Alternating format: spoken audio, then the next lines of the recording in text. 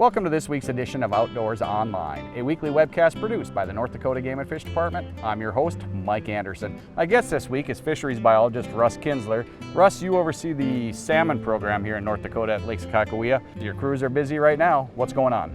Yeah, every year at the end of September and beginning of October, we start looking for salmon, and then we basically spawn salmon the entire month of October. And by spawning salmon, what I mean is we'll go out in Lake Sakakawea with an electro-fishing boat, and it shocks the salmon, so we'll drive around and shock them and dip them up and collect them and haul them down to the hatchery. Once at the hatchery, we'll spawn them with the assistance of the hatchery personnel. Then they take the eggs and they'll incubate the eggs, hatch the eggs, and actually raise the fish up to a size that we want to stock them out at. This process is very important to the salmon fishery in Lake Sakakawea.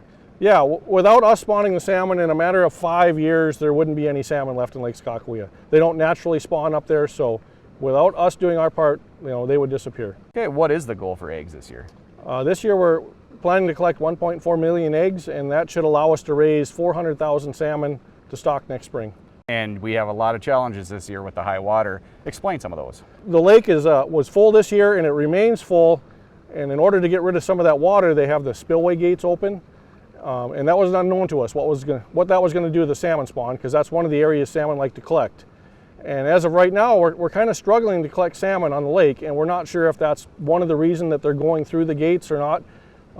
We did see an increase the beginning of this week, so maybe it's just a little later run this year and the fish are still coming. So, but the catch in the river is made up for it, and that might be, some fish are going through the spillway, or they might have gone through it at an earlier stage in their life. So explain, what's the hatchery do with these salmon over the winter? So we bring the fish in to spawn and spawn them with the assistance of the hatchery. They hatch out the fish and then raise them to the size we request, and then we'll come in and pick them up in May and stock them back in the lake for anglers to catch in a year or so. Okay, I actually put the camera down today and helped you guys net a little bit. Kudos to your fisheries crews for lifting those huge salmon into the boat.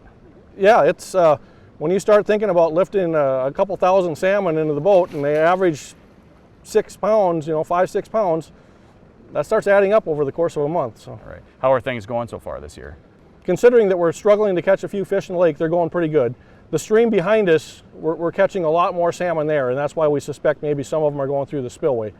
But yeah, the river is making up for the slower catch in the lake. We're having a better than average catch coming up this stream. So. Okay, and we don't stock salmon in the river, is that correct? No, we don't. So the salmon that are down here are fish that at some point in their life went through the dam, whether through the powerhouse or through the spillway.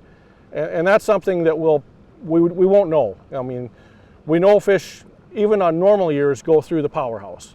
So whether all these fish went through when they were younger, or whether it's fish that are getting, as they're mature now, are getting pulled through the spillway, we'll just never know which is really happening, and it's probably a combination of both. Russ, explain. Behind us we have a stream where the salmon are swimming into. Explain that whole process. You can't really see the stream, there's some vegetation, but there are salmon coming up. Explain that process. Yeah, when salmon are they spawn in the stream, and when those eggs hatch, the fish imprint on the exact spot where they were hatched. Well, here in North Dakota, that's in the Garrison Dam National Fish Hatchery. So they're imprinting on the water that's in the hatchery.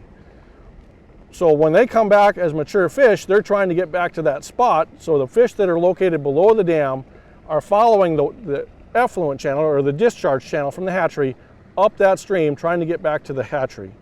We have put a block in there and set a trap up. So they get to this kettle and we trap them and are able to bring them back into the hatchery and essentially spawn them right where they were born.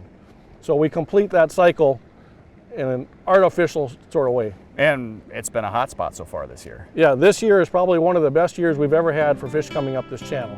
So they're returning home. They're returning home. A lot of great information, Russ. Thank you. Thank you. For more information on the salmon program in North Dakota, visit the Game and Fish Department's website at gf.nd.gov. For Fisheries Biologist Russ Kinzler and the rest of the staff here at the Game and Fish Department, thanks for joining us for this week's Outdoors Online. We'll see you again next week.